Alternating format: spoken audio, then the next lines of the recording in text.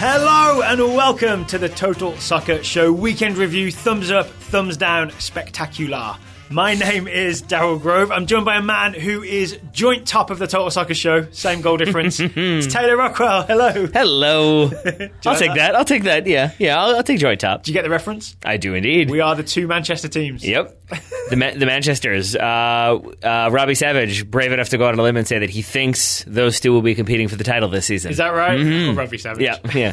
Not going to say which one though, Daryl. But one of them. So if you've not heard of Thumbs Up, Thumbs Down before, we essentially go through all the things we've seen this weekend, as much as we could see from the world of soccer, and we just give our thumbs up, thumbs down on everything that has passed through our eyes. Yep. If your team is not mentioned, it's not because we don't like them. It's actually because Daryl specifically does not like them, knows you like them, knows you want to hear about them, said no, I want to upset him or her. Let's say that, Taylor is always pulling for your team to be included, and I'm always against it. Pretty much every time. You're like, no, I don't want to talk about that team. Blank person on Twitter said, I want to hear about them. So Daryl specifically is not talking about them now. No egg teams. All right, so Taylor, do you want to start us off? Where do you want to start the thumbs up, thumbs down review? I want you to start us off. Where do you want to start us off, Daryl? Okay, well, I want to start with Manchester United's 4-0 win over Everton at Old Trafford. And, okay, so full disclosure, Taylor, genuinely, I'm not a Man City fan. Taylor genuinely is a Manchester United fan, but he's one of those good neutral ones that doesn't let it cloud his judgment. No, but anyway, so they're the best team in the world, and they're obviously going to win. No, I want to say thumbs up to Gary Lineker for making hilarious jokes. Why's that? He tweeted thumbs up to he just tweeted like, well done to Manchester United for waiting until Wayne Rooney left the pitch before demolishing Everton. Yes, that did happen, right? Yeah. United scored early-ish. Was it like 4th, 5th minute? 3rd or 4th minute, yeah. We'll definitely talk about that goal because that was quite the goal. Yep. But then after Wayne Rooney was subbed out for Everton on his return to Old Trafford, United scored 3 more. Yeah, they did.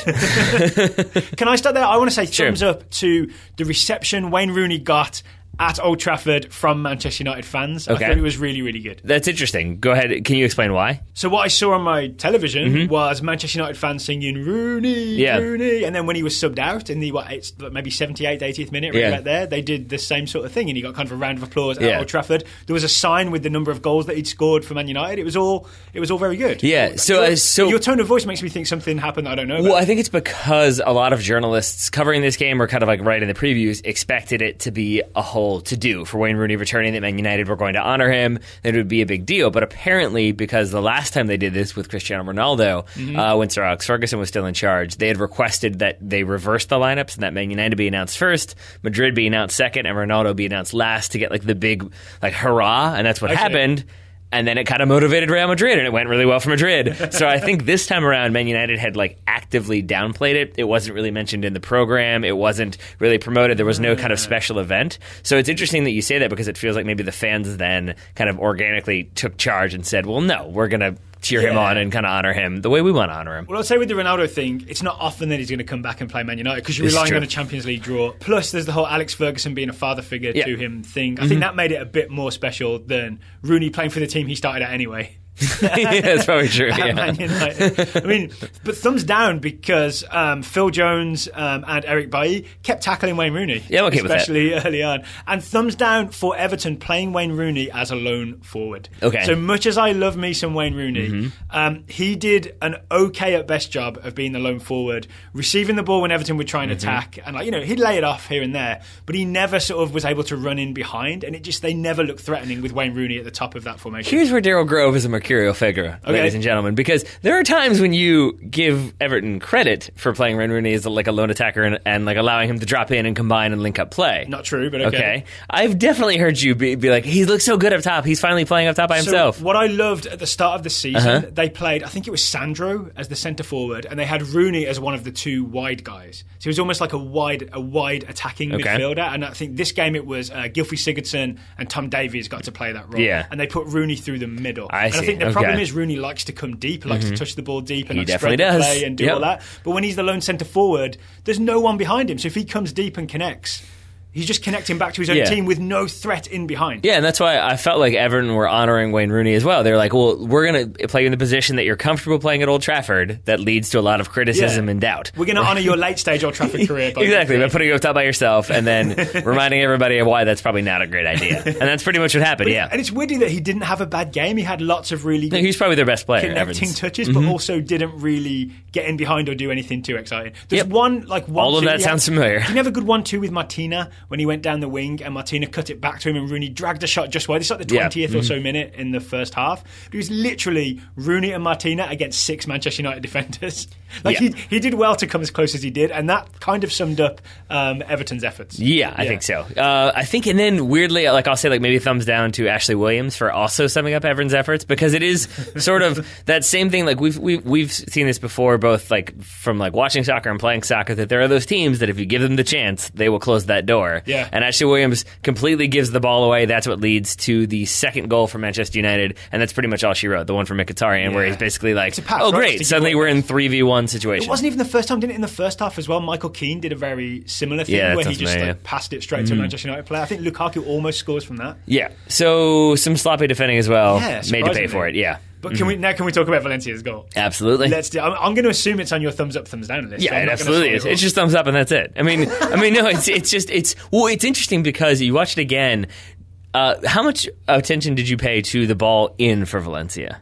The ball that he received? Yeah. Nemanja Matic 100% meant that pass. You think he did? Yes. Okay, that's what I'm curious about, because I couldn't tell if it was like a mishit cross that eventually kind of like, or he just really mishits it, but it goes to Valencia like near the top of the box. And the reason I think this is it's Ashley Young is the United left back, and he's far up the field. Right? He switches it to Matic at the top of the box, and Matic kind of first time left foot swings it back out wide. I think of it as a switching play type thing. They're just trying to go from one wing to the other, one wide fullback to the other, as quickly as possible. That's why I think Matic definitely was looking for Valencia. Okay. If it was a cross, then it's horribly mishit. That's what I'm saying. Matic is a better player than that. Well, you never know, man. You never know. That's what I'm saying. Because I would agree with you that that big switch, when it's on, it's usually like in transition, or you're trying to like spread the point of attack. But to play it to like kind of the top of the box where Valencia hits it, it's more like I can't tell if he saw that on rushing player or if it was like, I'm going to try to hit this guy in the box. Oops, I mishit it, but suddenly it turned out okay. I think the only difference is that he wasn't setting Valencia up for a shot. He was just putting it out wide, presumably to like have more space to cross from the right. But Valencia was more like,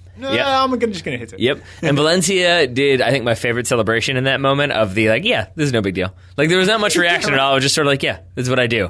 Which you have to believe that inside... Tony things. I'm just hoping that there was inside he was like losing his mind, but he was just trying to play it cool. Because the rest of the team were definitely very, very excited. I'm going to say best goal by a Tony we're talking about today. I think so. Tony Charney will be running through everything. Yes, I think you're correct. Yes. So can we talk about the strike? Do you have any read on sort of how and why he manages to hit that so well? With his right foot. that's pretty much it. It's Antonio Valencia. That's a celebration and a burn at the same time. He trusts that right foot. He does. Yep. No, I mean, I think it's just confidence. It's the ability to recognize it's on my stronger foot. It's in a position where I feel comfortable. Why not have a go? I did enjoy that, like in the GIF that I watched about 40 times of this goal, it starts with Mourinho laughing about something else, but it absolutely seems like he's laughing about Valencia scoring that goal. So it just makes me even happier that Mourinho was entertained before and after. Mourinho made a right foot joke. Yeah, probably. Is my guess. Can I also say thumbs up for converted fullbacks for Manchester United? Ashley Young never dreamed he would end up playing left back. Nope. He was a right winger or like central attacking midfielder. Antonio Valencia, I believe, never really had a plan to play right back for anyone, and yet here he is, the regular-ish right back at Old Trafford. I think he is the regular right back. Yeah. I mean, he captained the team. I think if you're not gonna play somebody like out of position and have them captain, I think that's where he is. He's that's where he feels comfortable now. Enough seasons now that it's a thing, right? Yeah, Valencia is a right back. Or sometimes you spend 150 million. That works out too. It could be either approach, and I don't mean that sarcastically. I mean that seriously. It's been some good business for Man City. It also made me think. We talked about wing backs a lot on the show recently, and it made me think that you can just have fullbacks in a back four. And if you just are on the front foot, they can get forward plenty. Yeah. As in, like, Young to Matic to Valencia goal. Yeah, I mean, but I think that's always kind of a thing that teams look for, especially when you have the height that Manchester United have, is that they're always going to have like their playmakers cutting inside, the fullbacks getting forward to try to serve those balls in. That's kind of been a hallmark of this Mourinho Man United, at least this season. And it's working so far. Yeah, right? I mean, you can go back to last week with the Champions League, with Daley Blind ball in, that's coming from the left back, and then there's many other options this season where that's happened. So maybe it's fun to play fullback for Manchester United this season. Yeah, I'd say so. I think it's fun to play against your former team because, Wayne Rooney playing against Man United, maybe not so much, but Romelu Lukaku scoring, 7th goal in 7 games? Yeah. I think like only the third player in history, I think, to start like for a new team 5 goals in 5 games. Not bad. All right, so thumbs up, Lukaku. Are we giving thumbs up or thumbs down for him cupping his ear to Everton fans after he scores? After they've been very nice to him for very many years. Really? Well, yeah, except that they booed him 5 seconds before he did that. Like literally 5 seconds. Like he takes a free kick, it hits the wall, they ironically cheer, and then he scores. That's where that comes from. So, I mean, it's not as though he was like just decided to be a jerk. Like it's kind of both sides there. All right. That said, I mean, I really don't have an issue with it either way. I feel like that's sort of a manufactured pundit idea. That like I just can't imagine a situation when I've like played somebody who I used to play with, but they celebrated the goal, and I was like, how could they? Like it just seems like it's a thing that only pundits and like fans maybe care about. Maybe and players. looking for some drama. Yeah, I think so, because like I totally get it. Like you mentioned Tony Tchani earlier. He actively tried not to celebrate. We'll talk about that in a bit. He got 10%. Like and I get that I get that too though, that like if I scored on a team that I used to play for and I like a bunch of people there, I'm not going to be like, yeah, in your face. Like I just kind of don't think it's a big deal either way. If you choose to celebrate, you choose to celebrate, and if you've just been booed, then I'm fine with it too. Oh, that's why you I mean, again, they're the ones who were just booing him. It would be a little bit hypocritical to laugh at him and then be like, how dare you tease us back? Yeah. That's unfair. And that's what he said, I think, that it wasn't malicious. It was more like I felt like they were teasing me, so I teased them back. Didn't he literally call it banter? Yeah. I always cringe a little bit when someone says it. Maybe he's been in England too long. Yep. It's you and Kevin Malone from The Office. You like banter, but you hate witty banter. Is that what it is? Yeah. Finally, thumbs down for the Angry Birds sleeve sponsor on Everton. Not a fan? It just looked weird. Yep. Yeah, and also, doesn't Angry Birds feel very like 2010? A little bit. Is it making a comeback? Are they trying to make a comeback on Everton's arms? That would be my guess. That's the way to do it, man. Everybody knows.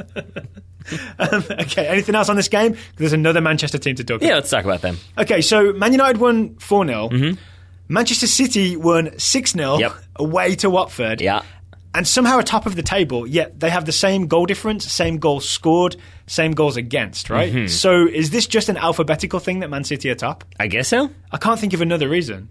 Just someone has to be top, right? Like maybe which one is more blue? That's all I can figure, yeah.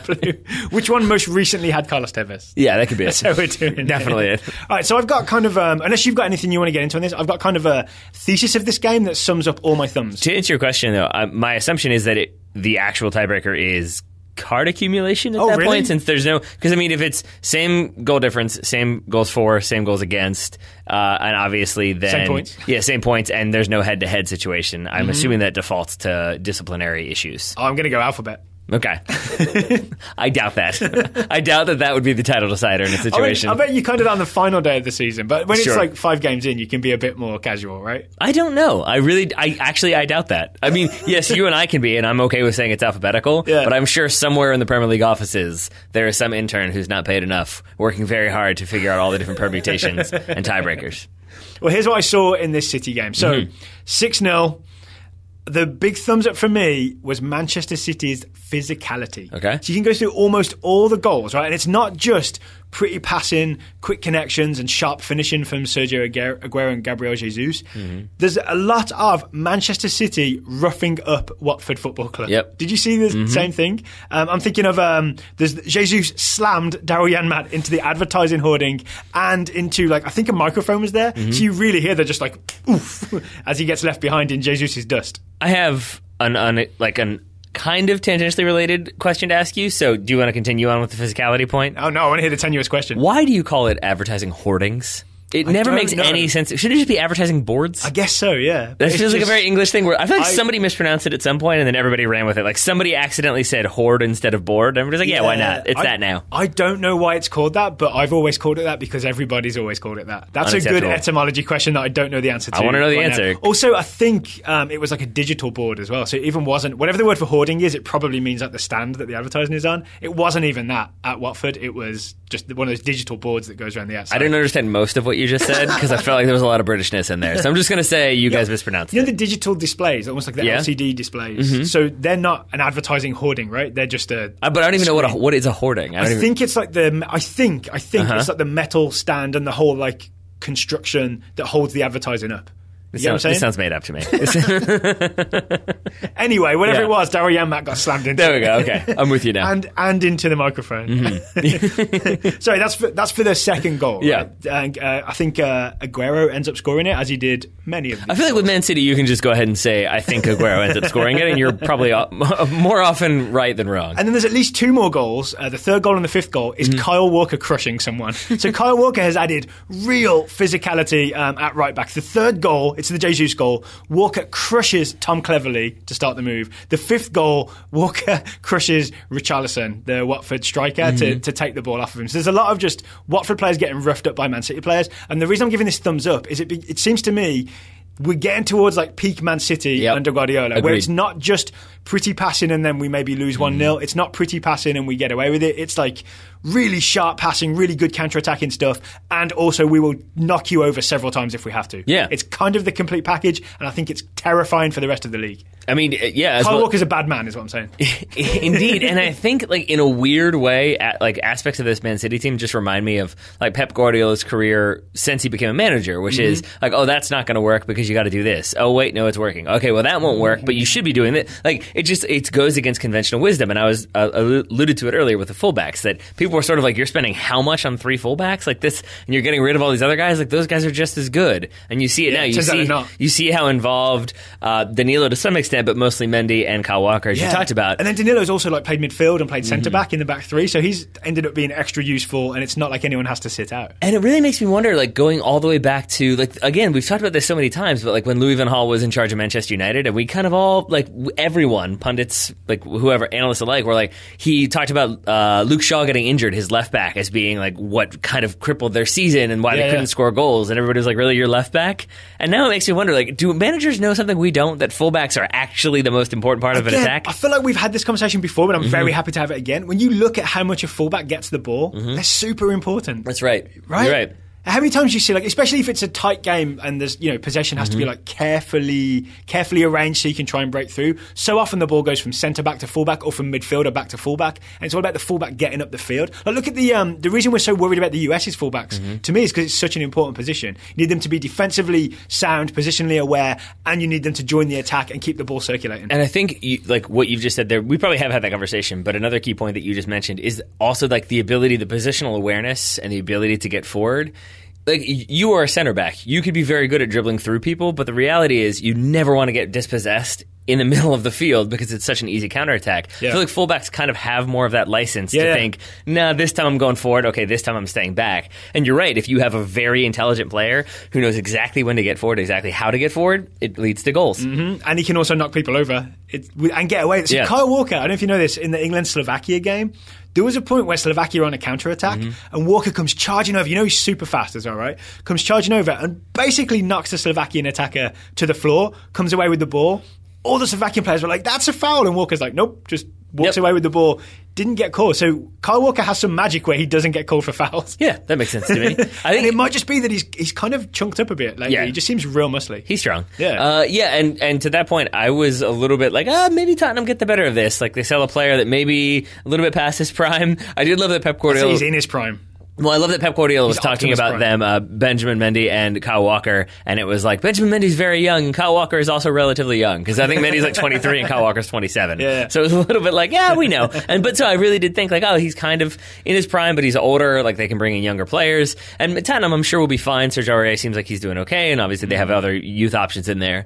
But I was kind of down on Kyle Walker moving to Man City, and now I see the light, as it were. I'll add this as well. One of the goals was from Otamendi with his head, I think from a corner. In midweek in the Champions League, Josh Stone scored twice from corners. Suddenly they've got centre-backs popping up for goals as well. They do. The Man City machine is rolling. I don't know when the first Manchester derby is, but I'm all about it. They also were the B-side of penalty drama this weekend, because we'll talk about PSG in a little bit, but evidently Raheem Sterling was not supposed to take the penalty for the final goal. I saw some communication. Yeah, there was a whole thing where, like, I guess Guardiola wanted somebody else to take it, and Raheem Sterling just said, no, I'm taking it. Yeah, I think he was asked about it afterwards and just kind of ignored the question. So, there you go. Didn't he put it top left corner as well? Yeah. He was not messing about. It was an emphatic finish. Was it supposed to be Aguero maybe to get 4 goals? Maybe. I mean, that's enough. So many fantasy Premier League managers being like, no, give it to Sergio. I captained him. You're absolutely right. That's definitely happened, right? And then there was probably a couple that also captained Raheem Sterling. I bet no one has Sterling because you can't guarantee that he'll start for that Man City team.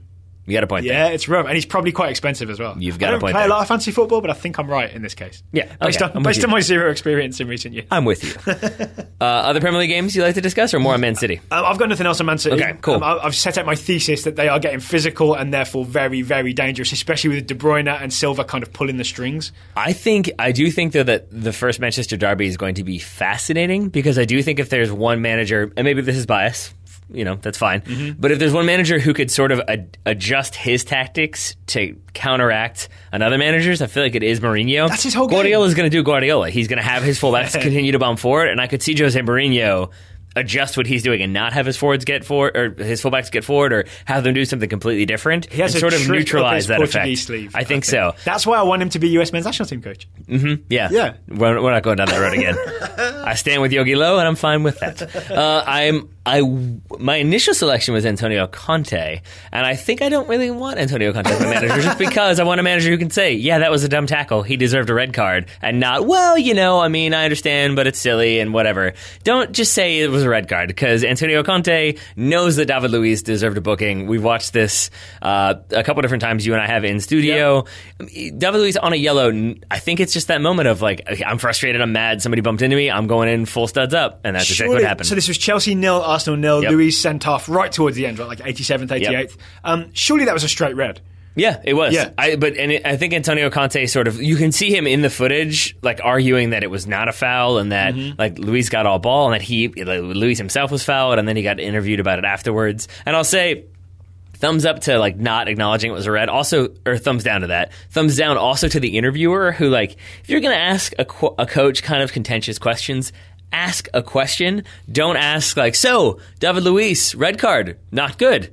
Like he like asked the most sort of like, at least use a full sentence, or like, are you like, is that gonna be bad? Or it was just a very like, yes. And then people wonder why these managers come off as like prickly. It's like you asked him the most obvious question, expecting him to just vamp. A frustrated manager isn't just gonna want to chat. So I think it's that thing if they want a quote from Conte about the David Luiz tackle, but they didn't actually have a question. Nope. They just want to like say those words, some combination of words at him, and hope that he like mad libs something good back. Yeah, I mean, they definitely are. But like, I found myself, I don't know why it was this question in particular, but just so often the stories become like, oh, he was really upset. Like Jose Mourinho said no when asked like, could you all have played better? Or like, just that sort of like that becomes the talking point, and it's mostly because like the answer is obviously like yes, we could have played better. Yes, it should have been this. Sorry, just to take us back a second. This was a game. The Man City 6-0 win was a game where Guardiola says, yes, this was good. But, normally he's like, but we could do this better, this better. The reason that has me thinking to be scared of Man City is Guardiola's happy. That's tough, right? Okay. All right, back to Conte. Can we talk about that tackle? Sure. So the one thing that I saw from it was that there's essentially 2 fouls from David Luiz in this, right? Yeah, I mean, I guess he's like dribbling down the sideline, gets hassled by Alexis Sanchez, and I think at a certain point decides, I don't enjoy you touching me anymore. So while dribbling, kind of steps across and gives Sanchez a shove. Yeah. And I think that's enough to make him realize that he's no longer in complete control of the ball. Is he distracted himself by going after Sanchez? He's kind of lost the ball, right? Yeah, and so then he goes in way too hard on a tackle, studs up. It's definitely a red card. And it's a weird thing where if you watch it's dangerous play, right? Definitely. Yeah, I mean, and I would say with malicious intent. And Kolasinac is lucky not to be injured. And the more you watch the replay, the worse it gets with each viewing, because at first it's like, oh, it's just a tackle, it's mistimed. Yeah. And it gets worse and worse to the extent that the last one from like the wide angle, you can see that sort of like lunge jump that precedes a studs up red card challenge. Like there's just familiar symptoms in there. It ticked all the boxes. The one that really got it for me is when you see the distance between when Luiz lifts his feet and how far Kolasinac That's what I mean with that lunge jump, It's really close, right? It's not as if he's like... Because normally a lunge is you're trying to get there from a distance, and you think... We talked earlier about how this isn't necessarily true, like you shouldn't slide to home plate and all that stuff, or dive for a catch. Yeah. But you think your best chance is to like lunge, dive at it. Yeah. But there's no way that he thought that in this situation, right? Because he was basically as far as I am from you when he left his feet. Yes and no. I would say I agree with some of that, but I would say that like sometimes, you're gonna like really stretch to try to like get that like last ditch like poke to put the ball out of bounds. Yeah. I think the difference here is that it's going like head on into another player, and when you leave your feet the way he does at the distance he does with the kind of like velocity combined with angle of the studs, it's basically him seeing the red mist. It was a violent velocity. I mean, it was a Paul Scholes tackle. I'll put it that way. It's the worst tackle of all time. Except that David Luiz somehow, I guess, isn't lovable, or isn't as lovable as the Ginger Prince. So what would have been maybe like a harsh talking to from the official for Paul Scholes is a straight red for David Luiz. I do like the phrase Paul Scholes tackle. I mean, it is. Everybody knows what that means. Yep. Right? All right, there is one final Premier League game that we wanted to talk about. Sure. It was Newcastle's 2-1 win over Stoke, because we specifically want to talk about DeAndre Yedlin. Yeah. So I just want to give 2 thumbs up to DeAndre Yedlin being back in the Newcastle team, playing just fine, and Newcastle winning. Yeah. I want to add, though, like, view behind the curtain here is that Daryl Grove, the way he was like just criticized or like talking about Pep Guardiola as never being satisfied, watching Daryl Grove watch a player that we're interested in is fascinating, because you are like, anything that happens on the field, or like, was that Yedlin's fault? He wasn't there, but he might have been. If he had been there, it would have been a goal. So I think that might be Yedlin. It's like, I mean, what? You can't say I haven't checked all the boxes, but I definitely looked for all the boxes. Yes. Yeah, there's definitely... I tried to locate all the boxes. Because there was a few moments where I was like, he was not even close to that. Like, he did the right thing, and somebody else, like the keeper turned and shot into his own net. Yeah, but Yedlin could have given him words of encouragement that would have prevented him from doing that. You should have said, I'm putting that on DeAndre. That. Yeah. Don't do that. Yeah. But no, in this game, we were impressed by him. So too was the color commentator, who referred to like many of his interceptions as brilliant. He was on NBC Sports Gold, so we're not sure who he was. We're not. Yeah, but I mean, Yedlin looked good, and I felt like there were moments in there that made me feel very confident. There was one where he was defending near the top of the box in the Copa America Centenario. We saw him do this kind of like try to like jump block where he turns his back. You mean when he gave away a penalty kick against Colombia? Yeah, exactly. Yeah, that one. And so in this game, like, to stand a player up and kind of not let them, like, not overcommit and just kind of make the player force the ball or pass the ball backwards. Yeah. I felt like that was very good defensive play. But then as soon as he did that, he then sprints inside, tucks inside, kind of covers the space he needs to cover as that right back, and then also steps forward with the line. So it felt like he was hyper aware of what his fellow defenders were doing while also tracking the attack. So that's, to me, this is a Rafa Benitez thing. He has a back four that can stay quite compact and in a straight line, and no ragged edges to that line. And Yedlin was very much part of that. So I almost feel like we're setting the bar kind of low, but the fact that he can do that, I'm real happy about. I'm going to say DeAndre Yedlin out for the first 2 games. They lose. 3rd game, still out, but maybe they know he's getting healthy. They win that one. 4th game, he's on the bench. They win that one. 5th game, he starts. They win. I'm just saying the mere theoretical presence of DeAndre Yedlin appears to be enough for Newcastle. The thing is, this is their 3rd game in a row. The fact that he's forced his way into the team is very encouraging. It's true. Because it would be bad for Newcastle. It would be bad from a US perspective. Yeah. For Newcastle to go on a winning run. DeAndre Yedlin's fit, but he's not in the team because October is coming. Yep. October is coming, and the Panama and Trinidad games are really important. And I know this is maybe overstating it, but we were so concerned about Graham Zusi that I think a lot is riding on Yedlin being fit and in form and straight in the team. You will get no argument from me. Right. Speaking of those qualifiers, brief note, did you see that they moved the stadium for Trinidad? To somewhere worse, basically. It's not in Port of Spain, it's in somewhere smaller and it's the one named after their track star, whose name I forget. I apologize. Atto Bolden? Yes. I might have mispronounced that. And I believe it's 10,000 seater. And then there's 2 different theories. One is that it's about money, that Trinidad basically don't want to have to put out spend the amount of money it would cost to fill Port of Spain Stadium, which name I forget. The Hazley something. Yeah. That is more expensive. But the other one apparently is that they have trouble with the lighting, and they want to play this game at night so they can play it in the smaller stadium, which actually suits the U.S. Because then you're not playing close to the equator during the day. You're playing at night, probably cooler temperatures will prevail. Theoretically, possibly, hopefully, maybe. Almost mostly qualified by then? We'll see. The second game, right? We'll see. Anything else on Yedlin? The one moment I can think of is when he had to stand up Ramadan. Yeah. When he kind of does okay. He mostly shows him to the end line, gets cut back on, but gets away with it. Uses his pace to sort of force him all the way down there. Yeah, I mean, you were saying that. I think he just kind of keeps shepherding him one way, but then I think at the last second overcommits. I don't think it's much about pace. Maybe it's about Ramadan not wanting to try to go at Yedlin with pace because he thinks he'll lose that contest. But I mean, Yedlin still gets beat. It's only that the player doesn't play the ball when he should, that it doesn't lead to more of an opportunity for Stoke. So here's what I'm thinking. If this was Graham Zusi or some other not fast right back, right? And again, I'm going to have to admit, after watching him get burned by Kyoto many times, that Zusi's not that fast. People are too easily able to just accelerate down the US's outside and get a crossing. Yeah. So at least when Yedlin shepherds Ramadan, he when he goes for pace to the end line, Yedlin is with him. Yeah. But then he sells himself from Ramadan, cuts back and could have got the cross in, Yeah. but didn't. So all I'm looking for is just a fullback who can't be beat to the end line. Okay. Because it happened to DeMarcus Beasley on the other side as well. Is that our bar? Is that where we are right now? I mean, yeah. We have to set a low bar for fullbacks right now. Oh, boy. All right. Not ideal, but fine. Keep playing, DeAndre. Good place to end on, I think. But yeah, Newcastle 4th place now. Yeah. Yes. So what do we know what happened? Because I was so convinced that he was Benitez was going to walk away and resign. I already told you. What's that? DeAndre Yedlin theoretically returning to the lineup is all it took. Yep. Now they're happy again. All right, lots more thumbs up, thumbs down. We've got a little bit of Bundesliga, a bit of La Liga, some Serie A, and some Major League Soccer, all to come on the Total Soccer Show.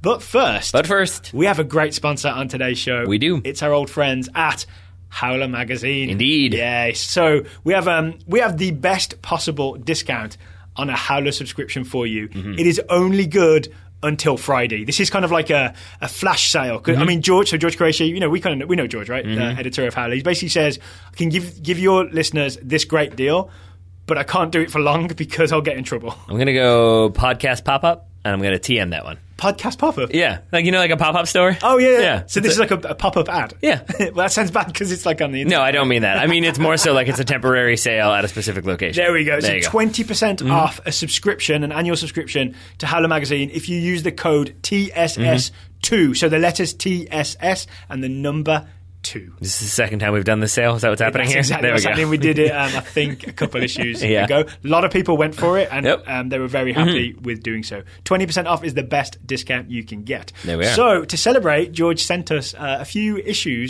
articles from Howler. We got the advanced screening PDF copy. It's like being an Oscars judge where you get the DVDs early. Sure, something like that. He sent us the laws of the game, which is a big feature in there, and it's essentially a history of the major law changes from the beginnings of soccer in the 1860s/70s. I believe 1863 was the first codified rules. There we go. All the way through to the present day. Yep. I have that in my notes because it was the original rules were drawn up at a Freemasons tavern, and I feel like right there you've already got grounds for conspiracies. Just saying. We do. Yep. So, Taylor, I'm going to say this, Taylor. Yeah. You have said, I'm looking forward to this segment because I have a lot to say. So I feel like I should just, now I've done the promo stuff, I should just turn the laws of the game segment over to you. No, frankly, I think sometimes like the ideas for rule changes are kind of dumb. That's basically my takeaway. It's because it seems like sometimes it comes about from like a premise that we're all supposed to agree upon that seems obvious, but then you think about it, it's like, well, no, that's not a problem. We're talking about this because in the article there are sort of like suggestions, things that were tried actually, right? They were like little. Well, there's that, but then there's also like different people in sport, ranging from players to coaches to pundits, saying like, "Here's a rule change I would like, or here's a thing that I think could be good." Okay, so there are listed some experiments that were made with the rules of the game that were unsuccessful, which are kind of interesting, including like NASL shootouts. Yeah. And then there are also suggestions from various like ex-players, journalists, and sort of team owners suggesting their rule changes. Yes. And you're not a fan of rule changes? Well, it just sometimes. I mean, I'm fine with like adjusting the game and modernizing it if it's necessary, but sometimes it reminds me of like a time travel movie. It's like you change one thing and you don't realize how much of an impact that's going to have. The Ashton Kutcher one, the butterfly effect. Yeah, it's weirdly chilling, but not good. I've never seen the butterfly effect, so I would take your word for it. Yeah. But it just feels like, oh no, we should do this. Like thinking like, oh yeah, of course that makes sense. But then is that rule change really necessary? So a big one is always about we got to get more goals into soccer. Yeah. But like, I mean, Arrigo Sacchi would say, no, you don't. Yeah. I think it's very much based on if you think games should end 6-5 as opposed to 2-1. Go watch Indoor. Yeah, I mean, that's kind of how I feel. Come watch us on Wednesday night. I don't think so. Like, there's moments like that where I don't know if rule changes are necessary. It just feels like it's this sort of. Like to on the one hand criticize like, oh, the American style shootout was so silly, but we need to get more goals into this game. That feels like a very American, like we got to get scoring to make people interested. I'll give a little spoiler from the article then. Yeah. There are two people. It's Merritt Paulson, Timber's owner / GM, and Grant Wall, who everybody knows. Both suggest changing the offside rule to favour the attackers more. Yeah. To say that you're only offside if there is literal daylight between the last defender and the attacker. Because right now, if you're just leaning forward, like if your head is behind the defender, you're offside, right? Because a body part that can play the ball is behind the defender. They both suggested making it so that you have to have sort of actual clean daylight between defender and attacker. Yeah. What do you think about that? I think it still leaves a lot of the problems that you have with the current offside rule. And again, I think that's all based on the idea of like you need more goals. And so let's make it more favorable to the attacker. Again, I don't know if I buy into that philosophy because goals are amazing. Like, goals are, some of the best parts of soccer. If you have a bunch more of them, I don't know if that makes the game better or if it just sort of like cheapens the impact of a goal being scored. Yeah. So, I mean, I don't think there's that big of a problem with the offside rule. I guess that's where I come down. I feel like a lot of rule changes come about because, hey, we should see could this be different? Would this be better? And I think that was my favorite part of the article, was all of these things that I read about, and I was like, that's a fascinating idea. That, of course that's going to work. Kick-ins. That's the one that got me. That makes total sense. And then you read about why it completely failed, and I'm not going to spoil it, but it completely failed, and you're like, oh yeah, that is what would happen. And it's really easy to come up with ideas about what can make it better. So this was kick-ins instead of throw-ins. Yes. Which again, I was like, yeah, they should do that. And then you quickly realize why it didn't last long as an experiment. Yeah, exactly. And then it sort of is like, but that's what happens, I think. And that's what I mean with like the time travel analogy, is like you just kind of don't realize the consequences of it and how that is going to change, and how people will take advantage of it and switch it around and see it from a different perspective. And suddenly it's more of a problem than it is a solution. This is why Jeff Goldblum has never changed the laws of soccer. Exactly. things. I don't even know which movie you're referring to, because that could be a couple different Jeff Goldblum movies. Okay. Could also be The Fly. I feel like, don't mess around with stuff. It leads to problems. So do we want to do rule changes of our own? Sure. Suggested rule That's changes? it. I mean, yeah. Because I think... just for fun. Because I think on the flip side, there are things that seem like just like sacred in my mind. Like, no, you don't change that. Like, what was the one that you asked me about that I was like, no, it's fine. I don't want to change that.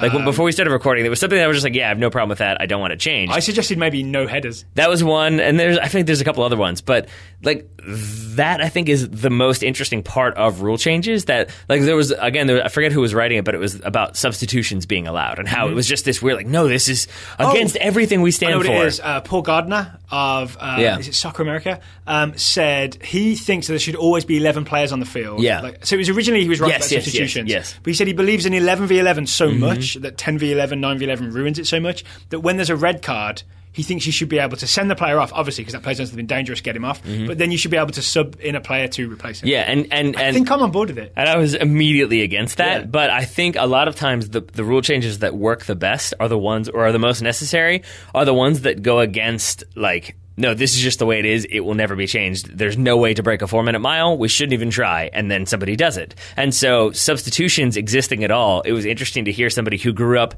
in a period where they didn't allow substitutions. And when they first happened, being like, this is terrible. This is against the spirit of the game. This is ruining everything. And then you realize, like, no, it's really useful and effective and helps like speed the game up and make things better. Like, so I think with that in mind, there are certain changes that I could see that I would not necessarily dislike. I've still got one that I'm really in on. I think if you are fouled, you should take the penalty kick, and then goal scoring charts are reflected perfectly. You know that we've had this before. Yeah, I'm going to have this. And do you remember the issue that, like, literally last time you raised this issue and then you immediately conceded the point? You could get fouled because you're injured because you got fouled.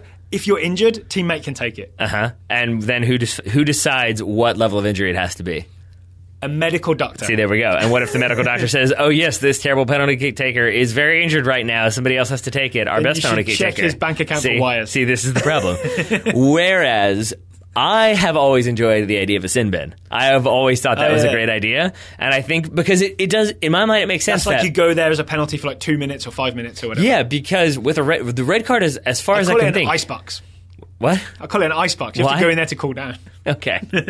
That's terrible. But because really with the red card, that's the only one where you are removed from the field of play. Outside of an injury, like that's the only thing. Yeah. But I like the idea of like a yellow card for this being 2 minutes. And then you can really, because we always hear this thing about like, oh, circling the referee is going to be an automatic yellow card. But make circling the referee 2 minutes for each player. Make like actual like. What if like 4 players circle the referee? There you go. Don't do it. Or dissent is 10 minutes. Like if you really want to cut down on certain behaviors, that's how you do it. It's like, okay, you just disrespected the referee, you're out of the game for 10 minutes. Like now your team is down a man because you said something stupid. If you really want to increase personal accountability, that's how you do it. You punish the individual player, but also punish the team at the same time. All right, to bring this back around to the Laws of the Game article, they do have a matrix of like quite silly suggested ideas. Yep. And one of them was, if you sort of talk dissent to the referee, I think it was dissent, you are sin binned, but in a sensory deprivation box. So that for like the 10 minutes you're in there, you don't know what's happened in the game. So you have to like go in there for 10 minutes being like, please don't get scored on.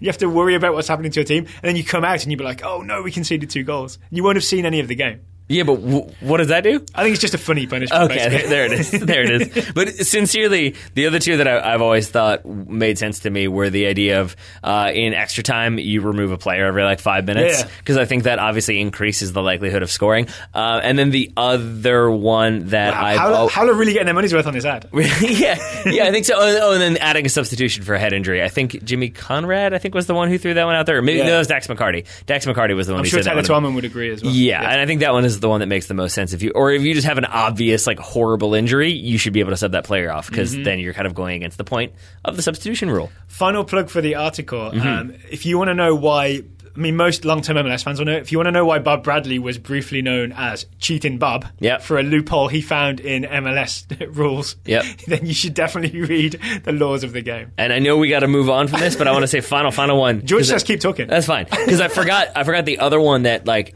It makes the most sense, like, oh yeah, we should absolutely do this, and then it backfired horrifically, is golden goal. The idea of golden goal, it's what every kid loves, the idea of like, I'm going to score the winner of the World Cup final and I'm going to be a hero, and instead it's more so like, we're going to have golden goal, and everyone's going to sit behind the ball and nobody's going to do anything and go to penalties. Terrified to concede. Exactly. Yeah. So again, these great ideas often have horrific unintended consequences. And you can read all about it in the laws of the game in the new issue of Howler magazine. And if you want to get that at a discount, what can you do, Darren Grove? Go to shop.howlermagazine.com. Shop.howlermagazine.com.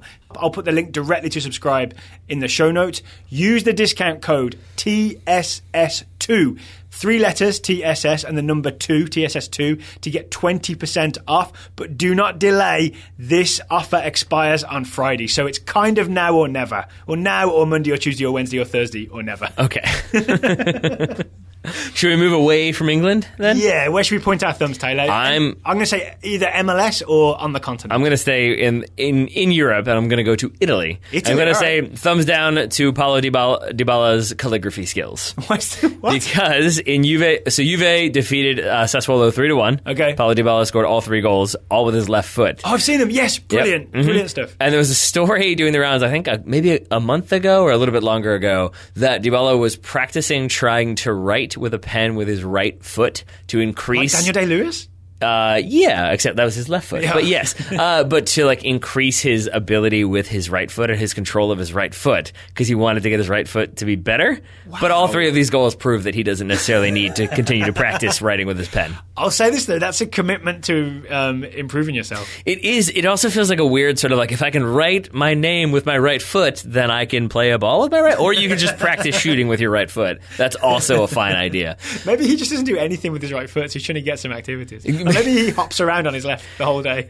Doesn't even walk on his right foot. I wonder if like Antonio Valencia and Paulo Dybala like made a deal with the devil at the same time. Like we each get one good foot, and we each get one set of feet. We'll split it.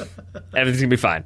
All right, can we talk about Dybala's goals then? We absolutely can. They were something. Yeah, I mean, so they're all left-footed, and they were all sort of like showed the range, literally and figuratively, of his left foot. The first one is it's similar to Antonio Valencia. It's like a one-touch shot from about 25, 30 yards out. But it's also like a sweeping instep finish. Is it the classic Dybala thing where he's running in one direction, but then bends the ball back in the direction he's come from, which kind of shouldn't be possible, but Dybala did this a lot. He is running from right to left towards the left sideline. The ball is coming from that left sideline. He hits it with his left foot and bends it into the right far corner. Which really is a hard thing to do. Yes. Yeah? Yes. And then, like, I would say equally difficult is what he does for the second goal.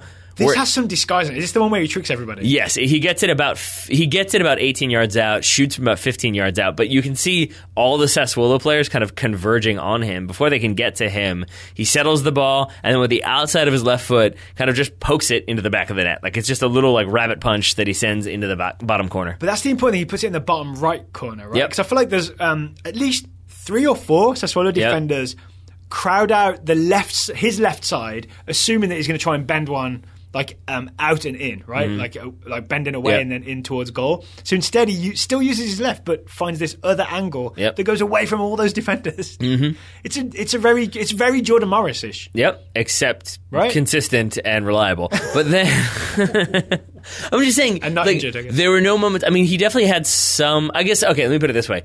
what Paulo Dybala does with that trivela, I think more consistently kind of outweighs the times that it's like, oh, you kind of could have used your right foot there. Yeah. Whereas there are those moments with Jordan Morris where he'll shoot wide or have a bad cross that it's sort of like, if you'd played that with the other foot, it would have been okay. I guess Dybala is in a very different situation to Morris as well. Like Morris, people are scared of his pace and strength and his running in behind, whereas Dybala, people are literally scared of what he can do with his left foot. Yeah, as well they should be, because we've talked about 2 goals, third goal, free kick, again about 25 yards out, left-footed, beds it to the near post, goalkeeper has no chance. And it's one of those just like up and down.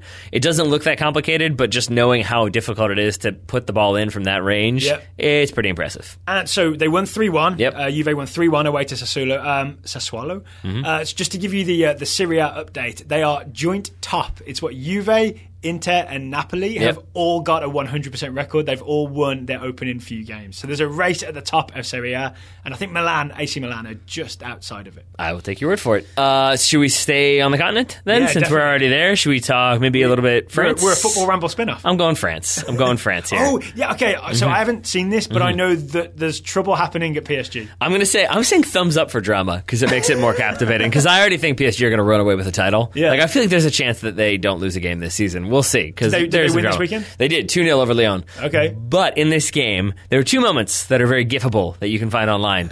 One was a fight over who got to take a free kick between, like, Dani Alves is basically holding the ball. Cavani seems to be trying to take the ball away. Dani Alves will not give the ball up. And then really, in the video, it looks like Neymar just appears out of nowhere. And it's just one of those weird, like, somebody walks across the camera right when Neymar walks on. Like Doctor Strange? I mean, but it really is like suddenly Neymar just have the ball and you're like, what? How did he do that?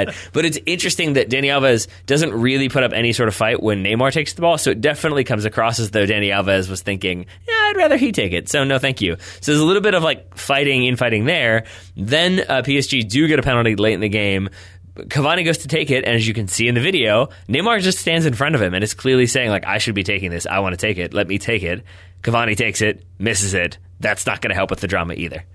Yes. So it's almost like if you combine a lot of highly played, like, world-class players in one space, they're going to fight over who gets playing time and minutes and goals. What I'm just thinking, so I don't know the backstory to all this, but what I'm thinking is Neymar went to PSG and was sort of like, I don't know if this is just I am the captain narrative. Now? Yeah, I'm the captain now. I'm the Ballon d'Or winner now. Yep. I'm going to score a ridiculous number of goals in Liga, and everyone's going to recognise me as the best, and that includes taking penalties and free kicks. I agree, and I think I didn't agree with you before with the Celtic game where you were sort of saying, like, maybe he's kind of a bit of a jerk. Yeah, and when he was like, wouldn't shake hands with Ralston, the teenager who he'd just like given a torrid is a very newspapery word, horrible 90 minutes to. I don't necessarily agree with you on that one because I kind of understand being frustrated in that situation, but I do agree with you that I think that quote is going to come back to haunt him, or even if it wasn't him, if it was just his team. Mm-hmm. But I thought that exact same thing. That, like, I could absolutely see him standing over Cavani being like, hey man, this isn't how I win the Ballon d'Or. Like, I want to score a goal. I need to score all the goals. I need to score 100 goals this season, and then I'll win the Ballon d'Or. So, like, just that kind of comes into my mind every time, that I'm willing to give Neymar the benefit of the doubt and say he's a competitor, he wants to score. Maybe he's just goofing around with Cavani, but those little comments kind of stay in the back of your head and make you think. Or is he just sort of like, I'm going to get mine, and I want that silverware? That's what it feels like. Mm-hmm. I don't want to sort of commit myself to that narrative, but like seeing him take the penalties and stuff, or wanting to take penalties from Cavani, and he probably will. The thing is now, Cavani's probably caused it so that it's going to be Neymar taking penalties if Cavani missed one. Yeah, but it also, like, that leads to clicks real fast too, because if it's like the Portuguese speaking part of the dressing room, and then Cavani misses his penalty, and suddenly it's like, this guy, go sit by yourself. Like, I could just see it not being great for him. Go sit with Di Maria. Yeah, right. I'm not sure who drags in the punishment box, in the sensory deprivation punishment box. Oh, only one man stands between Neymar and the Ballon d'Or. Will Griggs? And that man's name... Will Griggs, excuse me. Yeah. He's busy being on fire. Okay. That man's name is, I believe, Tete? Oh. Okay. I thought you were transitioning into Leo Messi. I did not think what you were going... Yes, and he is in my notes too. Thank you for that reminder. Yeah. Such a good little... so Dutch defender Kenny Tete, I think is what we're going to go with. Or Kenny TT. Tete, all right. Yep. He's basically... It's a similar situation to what we're talking about. Dutch defender? He's Dutch? Yeah. Okay. It's a similar situation to what we were talking about with DeAndre Yedlin, where basically Neymar has him stood up on the sideline, on the touchline, and Neymar's doing his little, like, fancy pants dance, and it's very skillful. It's like a flick-flack, elastico. Yeah, I think that's what it is. is. And I'm pretty sure he goes out and then back. Yeah. And it looks as though he has completely flummoxed the defender, except he hasn't. TT, whatever you want to go with, has put himself in a position to do just a little like poke tackle, and maybe megs Neymar, but certainly puts the ball away. And the thing that I thought was most impressive is that on slow-mo, it looks like he's kind of off balance and just happens to get the foot in. But then you realize that there's no step backwards, there's no adjustment. He gets that poke and is immediately off and running. Mm-hmm. And so he knows exactly what he's doing. Neymar having some problems there. So what I think he's done, Tete, is he knows that Neymar's trying to get to the end line because Neymar's very left-footed. Right? Yep. He knows that Neymar's going to get to the end line. So he doesn't really buy, because the first part of the Elastico is to pretend to go right? And you actually do push the ball right, but then flick your foot around so that with the outside, but then you flick your foot around so the instep brings it back, right? So I think Tete has just read that he's going to fake it that way, but he's going to come back this way. So I'm going to stay here, and when he comes at me, poke. Yeah, but I think the poke. But what I mean is that the poke is more of like a specific type of tackle. Yeah. Like if it was just like I'm going to wait for him to cut back and then I'm going to stick him. Like just that it's like no, I'm going to wait and time it and then ball's gone. Mm-hmm. Like it's a much more artful tackle than it is physical. There we go. All right, but it does say a lot about Neymar that we're sort of excited about someone tackling him. That's kind of the level he seems to be at, right? Yeah, I think so. When you rainbow someone in your first game, it kind of raises the bar. Yeah, so it's nice to see someone tackle him without fouling him. Yeah. So where are thumbs on all this? I guess thumbs up to Tete first. Yeah, up to absolutely. That, yeah. All right. And since we sort of transitioned to talking about Leo Messi, should we talk about La Liga for a moment? Yeah, so I want to give a thumbs up to Paulinho. Sure. The sort of not particularly celebrated signing of Barcelona. Nope. Coming off the bench, winning the game 2-1 for Barcelona away to Getafe. Yeah. I really felt kind of bad for Paulinho because people kind of disrespected him despite him being from what I've seen from Brazil especially, a very talented player. He gets on I can't remember if it's Messi or Suarez, in the sort of 80-something minute, accelerates away from a couple of defenders, uses his strength and then finishes 2-1 Barcelona. He has his Barcelona moment. Okay. Yeah. That's great. Thumbs up Paulinho. You know who has not had his Barcelona moment? Thumbs down Ousmane Dembele's tendons. Yeah. Out for 3 to 4 months. Going to need surgery. Ruptured tendons. 29 minutes into his first La Liga start for Barcelona. Yeah. Not great. Ooh. Yeah, and obviously disappointing for Barcelona fans and for Dembele and for French fans probably to have this teenager who we all were expecting big things from, and obviously still will, but it's not great. It's not a great start in the way that you look at other players and when they get that move, when they kind of go on the field for the first time, get the result, get the goal, whatever. It's definitely the way you want to start your career. First start, getting that tendon tear, definitely not. So, you know who replaced him, Evan Cameron? It was Deulofeu. Deulofeu came in to replace Dembele.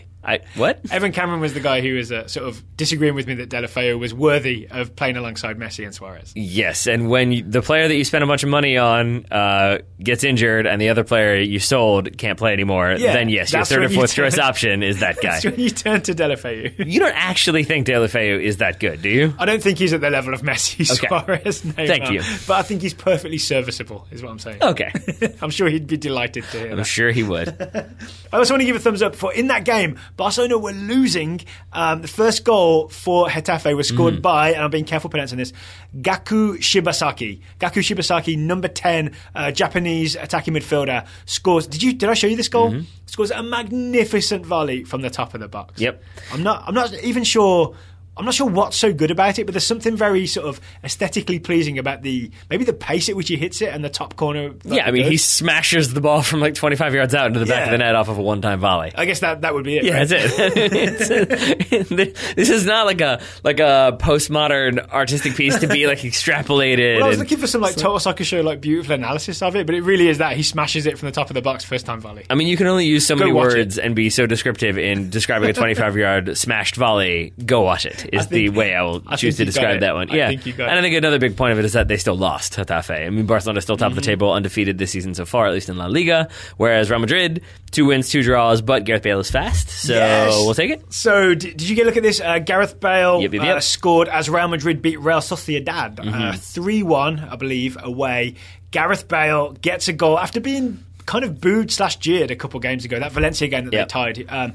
This is a beautiful, beautiful long ball from Isco that would have been I think Isco knows how fast Gareth Bale is. It would have been like a wasted long ball just through to the opposition keeper if Bale wasn't so very, very, very fast. Yep. He makes up so much ground to get in behind the defender, take control of the ball, and all at pace, goalkeeper comes out, chips it over him. Yep. It's all like it's high-level technique at high pace. Yeah, and I think it's that point that is the most impressive to me, because speed is speed, and we know Gareth Bale is fast. A player can be fast. That doesn't mean you're going to be good. And that at full speed, and really full speed, Gareth Bale is moving to be able to like pull off that bit of skill. Like it's like I can do a flick flack. If I try to do a flick flack while actually dribbling, I'm falling over on my face. Like, so to be able to get to be clear, Bale doesn't do a flick flack. He does not, but you know what I mean? Like, to be able to pull off that bit of skill at full speed, that's what makes it the most impressive for me. Not just the pace, not him making up ground, but just to be able to like get your foot under it. Yes, he falls away. I think he's trying to avoid contact at the same time, but it is a lovely chip and a well-placed goal. All right, so well done, Gareth Bale. It's good to see him back scoring goals for Real Madrid. Indeed. We can't leave La Liga without mentioning Atletico Madrid. Thumbs up. They opened their new stadium, and guess who scored the goal in a 1-0 win over Malaga? Who would you pick to score Atletico's first goal in a new stadium? I don't have anything humorous to say, so I'm just going to say Antoine Griezmann. Correct. Yeah. Ding, ding, ding. Griezmann, excuse me. Antoine UEFA pronunciation guide. Thanks, Ryan Bailey. No, that's the Champions League pronunciation guide that was put out. Is that right? We talked about this last week, yeah. Maybe Ryan got an advanced copy of that last season. That's how he knew. That could be. That's what I'm going to say.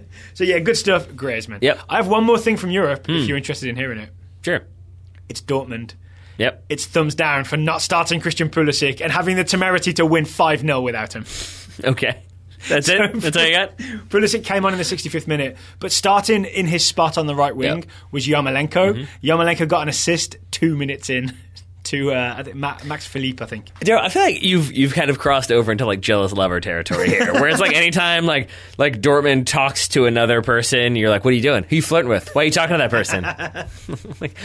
So Chrissy P is your goal scorer. Don't turn away from us. It did worry me a little bit, but then I remembered, right, he's only 18. He turns 19 tomorrow or Monday. He'll be 19 on Monday, Christian Pulisic. It's okay that Dortmund rest him for their new signing who gets 2 assists in the game. After Christian Pulisic played the entire Champions League game I midweek. think that's the bigger thing. And still played in this game. But they lost that game. Yeah. That Champions League game. And still played in this game. Yeah, he did. He came in the 65th minute. Okay.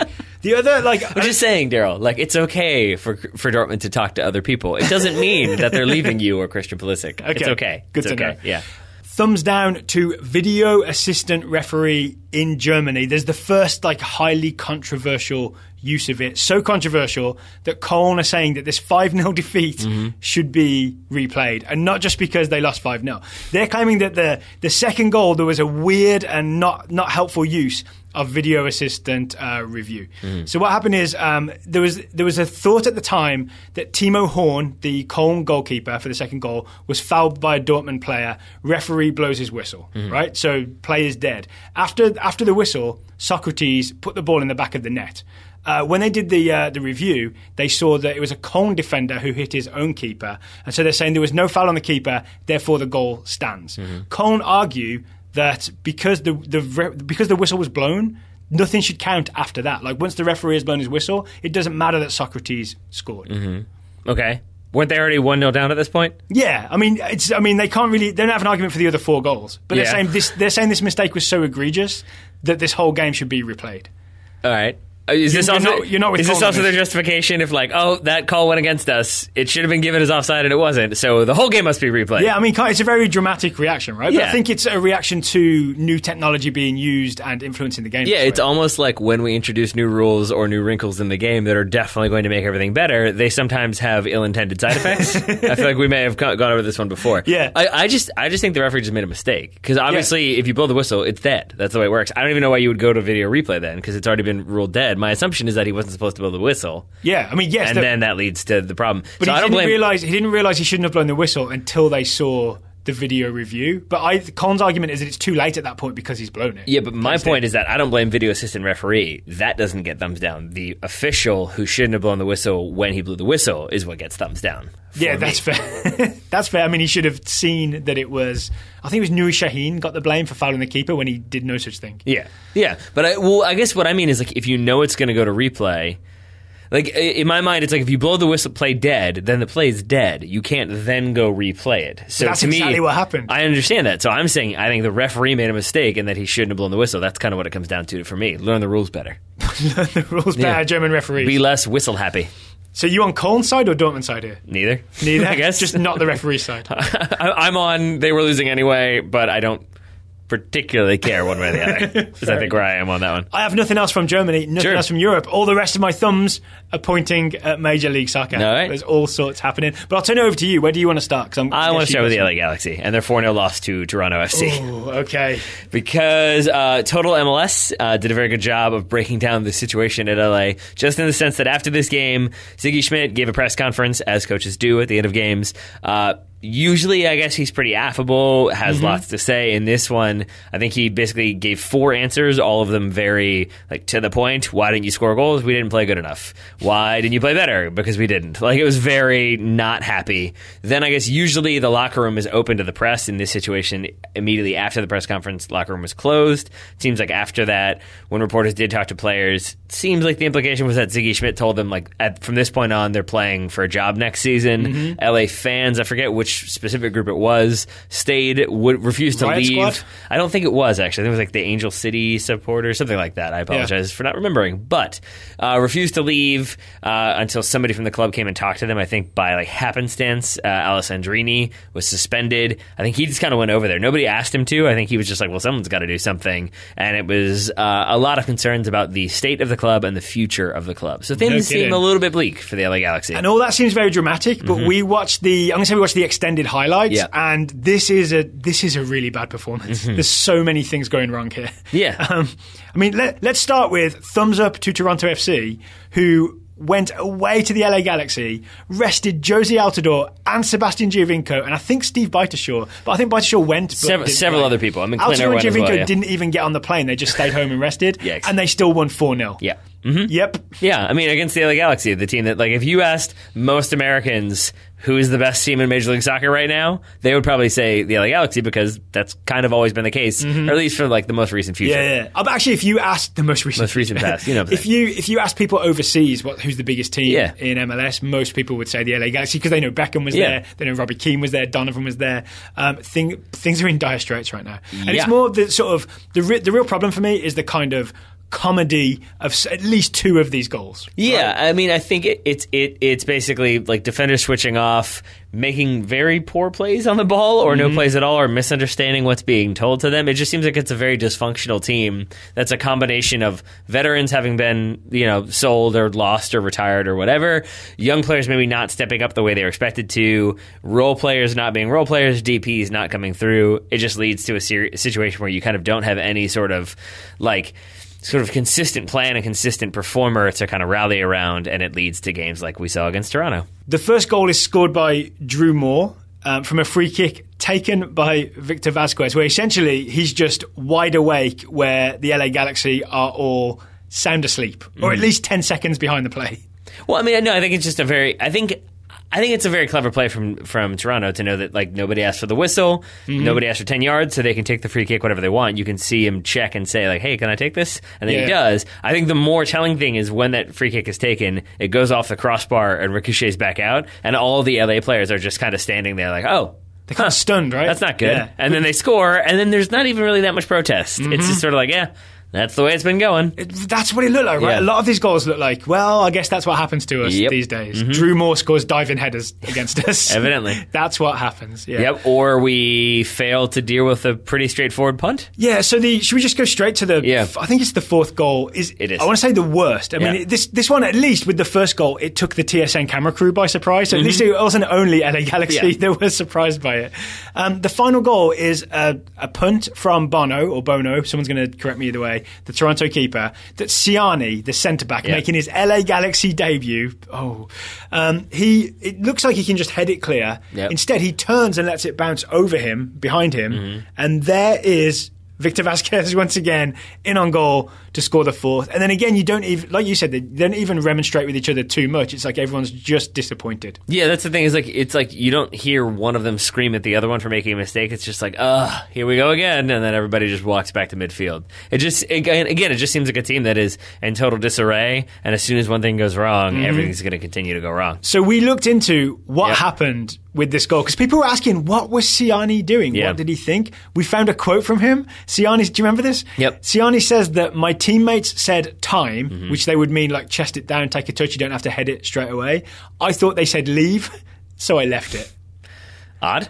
Very odd, right? I mean, that's not the same word. No, well, he's French, I know that, so he's not a native English speaker. So he essentially just speaks to confusion all across the back line. This couldn't be more, there couldn't be a better example of confusion but in he's the a back line. professional soccer player. Like time and leave in the French language. It's still, you understand the differences there, is all I'm saying. Like, that, I think you should. If I'm going to go play abroad, I'm going to very quickly learn, like, man on. I'm not going to be like, oh, man on must mean this now. Like, no, you kind of do that little bit of homework. Yep. But I think it also speaks to the fact that he was, we looked him up, he's played for a bunch of different clubs. He's 33-year-old center back who was a free agent prior to this. They were using him to replace Yo Van Dam. He's had some free time lately. Yeah. I'm just saying, like, it's but he's also played for Bordeaux and played once for the French national team, so he's not a nobody. Yeah, 7 years ago he played for Bordeaux. Yeah, is my point. Also, 7 years ago, he played for the French national team. Yes, exactly. That would be my point. So I did read as well that he was essentially, there was a suggestion that maybe he was pressed into action too early because of a couple of injuries and he wasn't quite up to speed, and they just threw him out there against the best team in the league. Yes, but I want to say, going back to the 7 years ago thing, like, that is a move that, like, if Minnesota did that at the beginning of the season, you would have lost your mind. And kind of did when they did those moves. Like, oh no, he is a very good defender in the Swiss division, or like Swiss Premier League. You think you're Demidov, aren't you? Yeah, sure. I mean, but there's a couple different ones that you're like, this just seems like a bad idea. And it's similarly, like, the LA Galaxy are not known for making those types of mistakes. They're good at like scouting, like, good kind of role players that can come in and do that, but then also the high caliber players to have them just be like, this guy who played once for France and a couple times for Bordeaux. Yeah, let's get him in. The days of Juninho and Savas are over, I think. It feels very distant, doesn't it? Right? Yeah, I'm sorry, LA fans. I'm sure you are not enjoying this section of the podcast. I mean, so I don't know. This is one of the first times I've really thought about sort of the structure of MLS and how a team like LA is allowed to sort of become really good and then dip really low. And it's the most American sports I've ever thought of MLS being. It's like NFL teams are on a cycle of like winning for a long time and they don't get any good draft picks and they're sort of terrible for a few years and they sort of go up and down and up and down. And I've never seen that happen with a soccer team before. I guess I've just been in the US long enough to see LA be the Donovan, Keane, Beckham LA, and now they're this LA. I mean, DC United would like a word with you, but yeah, sure. I haven't been here for when they were good. Really? That's how long it's been, yeah. I'm going to put you on the spot here. When do you think is the last time they won an MLS Cup? 2004. I'm pretty confident. All right. Predates me. Does it? Yeah. I got here late 2005. Oh, okay. That's convenient for you. And the clock. I'm not sure how I feel about this. Oh, so I guess thumbs up for Toronto for taking care of business, but LA Galaxy. Yeah. Ooh. Agree with that noise. That wasn't the most attention-grabbing game this weekend, though. No, it was not. The most attended game was Atlanta United versus Orlando City at the Mercedes-Benz Stadium. 70,425 new Major League Soccer attendance record. Yep. Thumbs up for that. Thumbs up for that, and thumbs up for, I'm going to say they had an entertaining game, at least if they're one of the people who wants to see a lot more goals in a game. Oh, yeah. 3-3 draw. Goals, 3-3. Thumbs up to Dom Dwyer's aerial ability, which I think maybe is something at least I have underrated. 2 great headed goals for Dom Dwyer in this game for Orlando. Yeah, I agree. So thumbs up to Dom Dwyer, maybe thumbs down to Brad Guzan, who did not really cover himself in glory. Yeah, the second, I think it's Dwyer's second headed goal. Guzan comes out, and I can't even tell if he's trying to punch or catch, but he doesn't get near enough the ball to really make a difference. Yeah. He does neither. Really poorly judged. He's not impeded in a Timo Horn kind of way by his own player or any other player, I don't think. He just misjudges it and misses it. It was a lot. This is his home stadium as well. It was a lot of like that face of I want to blame somebody. In Major League Soccer, I'm saying in general this weekend, it was a lot of that face of like somebody else needs to be at fault for this because otherwise I've just made a horrible decision. Yeah. Ciani did that in his game. For not even the goals we were talking about. One of them, he really looks around, waves his arms and ends up sort of being like, oh, it was me. Yes. We also haven't had an update on the Spanish-speaking goal-scoring tally as to which team is going to lead the league. I'm curious to see who it is at this point. Well, this tonight helps me. So my prediction was that Atlanta would lead the league in percentage of players, percentage of goal scorers who speak Spanish as a native language.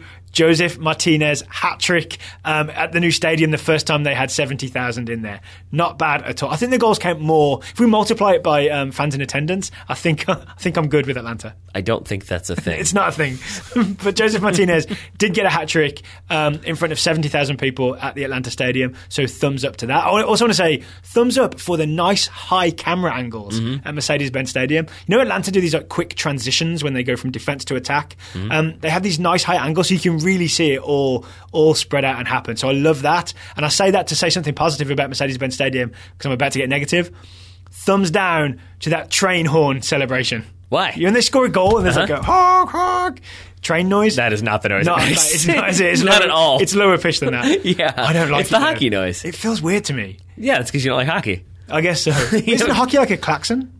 No, I mean it's that big old like noise. I mean that's what it was. I thought it was specifically a train noise because you see sort of like steam come up and all that. No, I don't know. I mean, but I think it's. I'm pretty confident it's a train noise. I am not. See, listeners, Daryl makes a face when he says he's confident. No, I'm genuinely confident here. I'm genuinely confident because there's been like a big thing, even at the former stadium. I've forgotten what it's called, but they had a whole like train related celebration thing. I mean, it is Terminus Legion and all that good stuff. Yeah, I think it's a theme, but I don't like. Yeah, how dare they embrace their culture? Well, no, but I think like 70,000 fans cheering is enough to celebrate a Joseph Martinez goal. You don't need a train noise over the top of it. I mean, do you need a person cutting a tree? I mean, I'm just saying, like if you want to, if you're going to be like, why would they do this? Like, why does anybody do anything when they score? Why would you have a tradition? Why does anybody do anything? Just saying. That's going to be the title of this episode. Why does anybody do anything? Yeah. Other thumbs up around Major League Anything Soccer. else, Miss Ebenezer over there? No, I'm just saying. Kids these days. Fewer train noises. Too many phones. I want to say thumbs up to Kekuta Manneh. He saw that this week I tweeted, what's going on with Kekuta Manneh at Columbus Crew? I thought we were going to see magic from him. We've seen nothing. In this game against Vancouver, it finishes 2-2. Kekuta Manneh has a magnificent assist to Ola Kamara, where he absolutely schools the fullback. I've forgotten the fullback's name. I think it's Nowinsky. Gives him, 4 step-overs, then a this way, that way, then a perfect cross into the path of Kamara's run. Yeah. Top-class assist. Between that and lovely goal as well for Kekuta Manneh. A bullet to the back of the net from about 25, 30 yards out. It's like receive, turn, dribble a couple, bang. Yes. Kekuta Manneh. Yes. So that's good for Columbus fans. Not so good as I guess there are reports that maybe he wants a move. Yeah, so this is... Right, is not going to sign a new deal. Yeah, one of the things that didn't come up when I was asking sort of why hasn't he been playing for Columbus, why hasn't he been impressing, is something I think you've somehow uncovered, which is that he is basically after a move to Europe. Yeah, and I think has turned down deals when he was still with Vancouver. Vancouver then traded him to Columbus. I think maybe Columbus had the idea that, maybe greener pastures, new scenery, he'll want to stick around. That does not seem to have been the case. And it seems like maybe Columbus knew that he wanted to move, but we're hoping they could change his mind. Now it seems like they won't be able to, so maybe he's on the move at the end of the year. Interesting. So I would advise Kekuta Manneh, best way to get a move is play really well in Major League Soccer, get yourself in the US national team, light up the World Cup, then you'll have European teams knocking down your door. I mean, that requires him to get into the national team, which is not something that we've seen of late. So no, so he was in the January training camp, do you remember that? But then was never sort of invited back.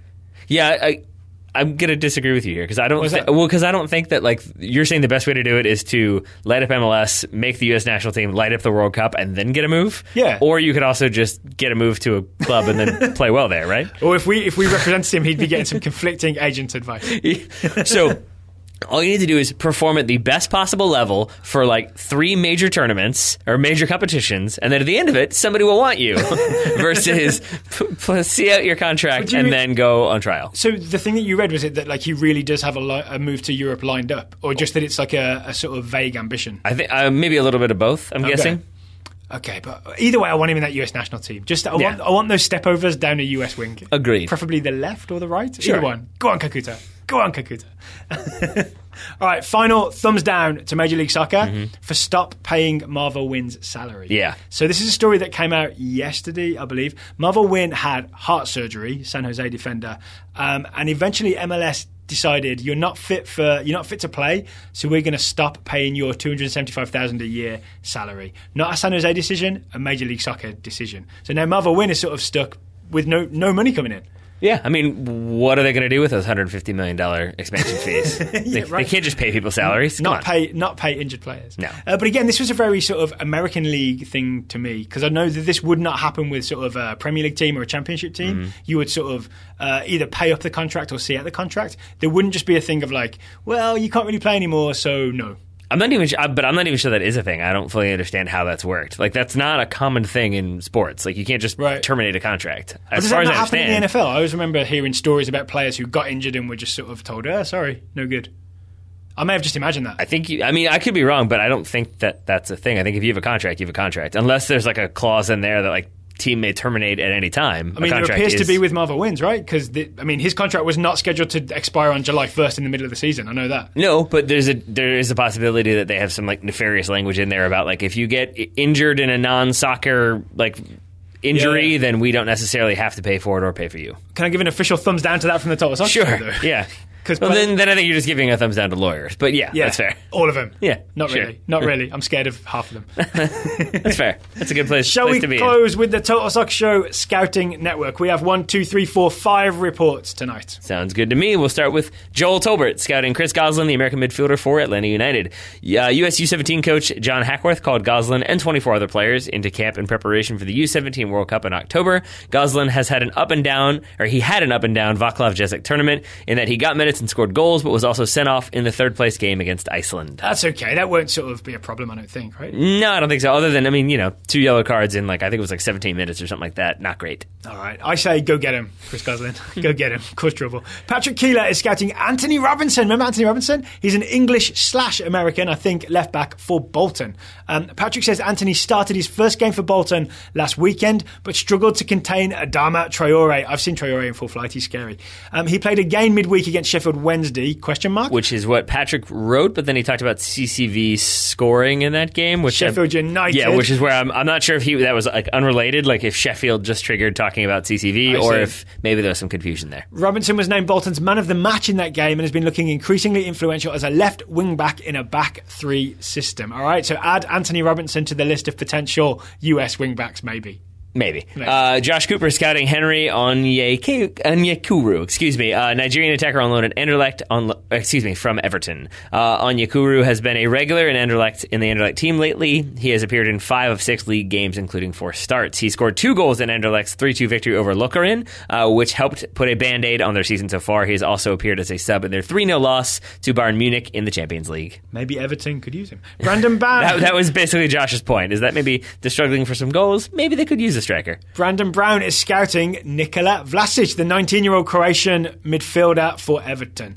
Brandon says the Croatian teenager made his debut for Everton after his deadline day move from Hajduk. He subbed on in the 80th minute in an attempt to give Everton fans something to cheer about. His tight control and burst of pace looks to be a spark in the Everton midfield, and looks likely he will very much be in Koeman's plans this season. I'm assuming he subbed in that game where Everton lost 4-0. Mm-hmm. I would say so. Or maybe this is an early report from when Everton lost in midweek to Atalanta. It's been a rough time. A lot of Everton defeats recently. That might actually be more likely the Atalanta game. Final run, Michael Curry scouting Haji Wright, American striker on loan at SV Sandhausen from FC Schalke. Since his loan began, Haji has played in various positions in various formations, including a 5-4-1, a 4-2-3-1, and an empty bucket 4-4-2. Ooh, empty buckets. He got his first start in that 4-4-2 game, which means he's playing his way into the manager's plans. Basically, Michael adds, though, that there's no real way to watch Sandhausen play that he can find, so it's a lot of seeing what happened on transfer market and trying to extrapolate from there. Well, you're doing great work, Michael. So thank you to Joel, Patrick, Josh, Brandon, and Michael. If you'd like to join the TSS Scout Network, it's totalsoccershow.com/join.